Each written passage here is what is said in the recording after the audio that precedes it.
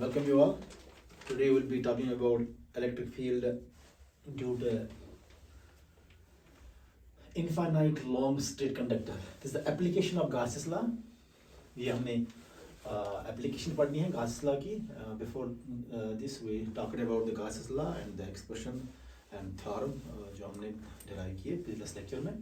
And today we'll be talking about the application of Gaus's law. And its first application is electric field due to infinitely long straight wire or conductor. This is also known as line charge density or linear charge density. So suppose now this is an infinite long straight conductor. We'll draw the dotted lines to show this is an infinite long straight conductor, a charged conductor.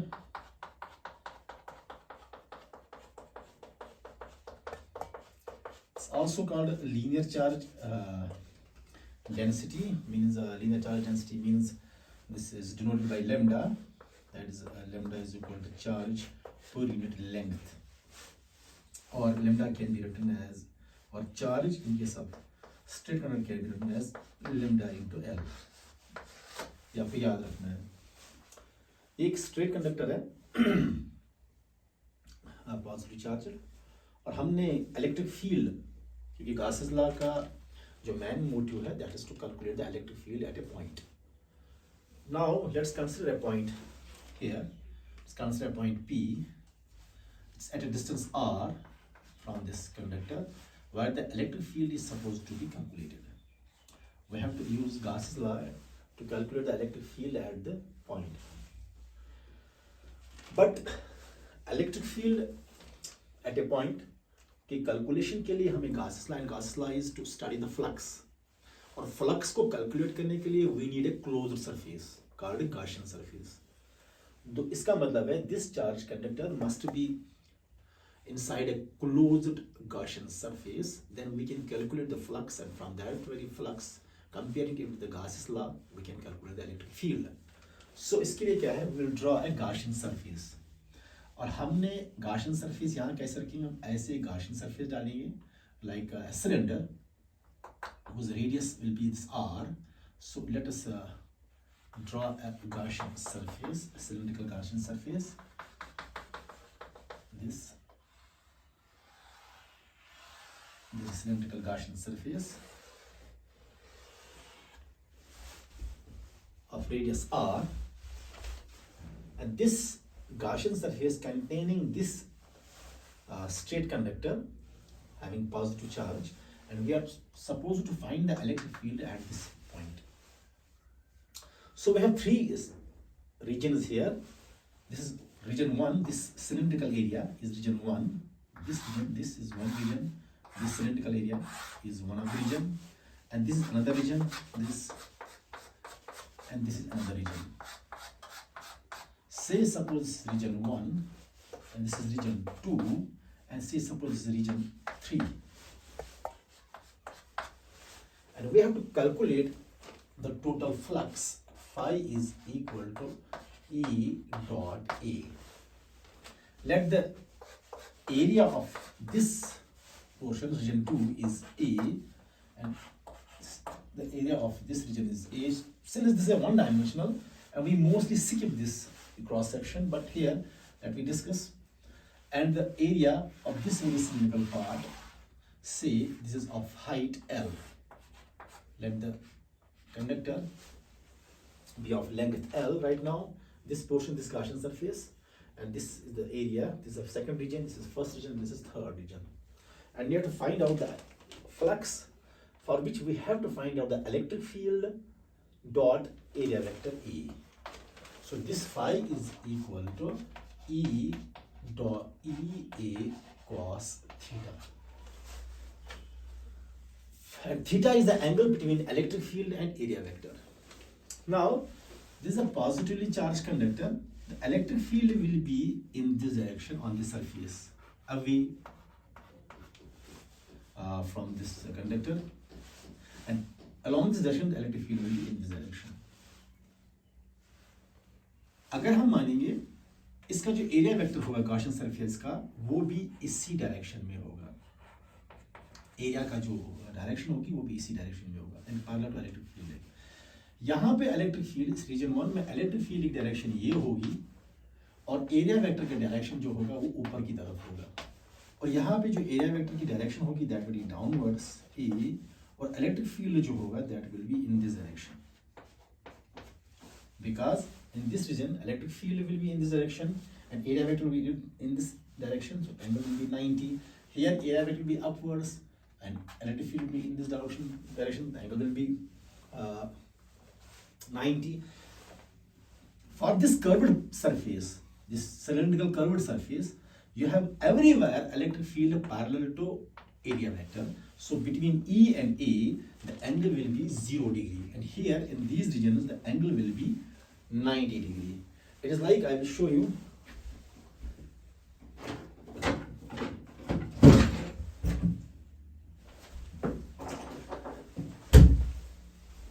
If this is a cylindrical surface, it's a Gaussian surface, inside this is a straight conductor, the electric field at everywhere will be outwards and the area vector will be also outwards, because area vector is perpendicular to the surface as we discussed in the previous lecture, and area vector in this direction will be along this and electric field will be along this direction outwards, area vector will be along this direction. Here area vector will be upwards and electric field will be in this direction, so angle will be 90, here angle will be 90. So these two cross sections, if we consider, although it's a one dimensional, we didn't consider that, but if we consider, this will not contribute to the flux.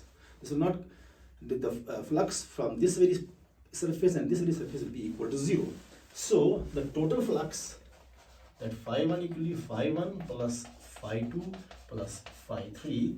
So the total net flux will from phi1, that is equal to, see this region 1, this region 1 is phi1, it will be 0 because angle is 90, plus phi2, this region angle is 90, 0, and phi3 will be the electric field, this E into A into cos 0 degree, and cos 0 is 1, so your net flux will be equal to E A.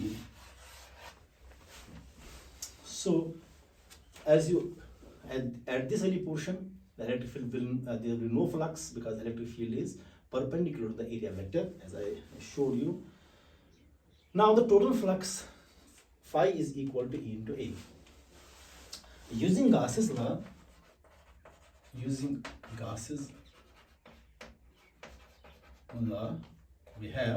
we know the charge, it's a charged body enclosed by the cylindrical surface, so the flux will be equal to phi will be equal to total charge divided by epsilon naught. This is second and this is first. This is net flux. So you can know the net flux is equal to, in terms of electric field, E into A, net flux in terms of, as per Coulomb's law, as Gauss's law is Q by epsilon naught. For calculating the line charge density, you need to calculate first flux in terms of electric field and area vector. Then you take into consideration the Gauss's law. Then compare these two equations. You will get the result. So comparing these two is phi net, so EA will be equal to Q over epsilon naught. So electric field will be equal to Q over A epsilon naught. This is the area of this curved cylinder of length of height L.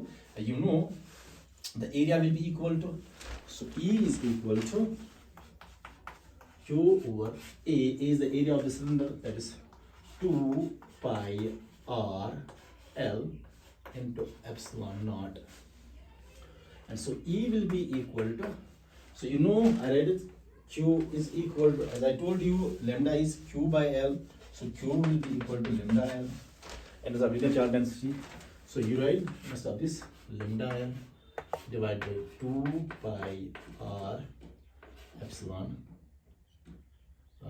naught, so L and cancel, so E will be equal to lambda divided by 2 pi R, 2 pi epsilon naught R.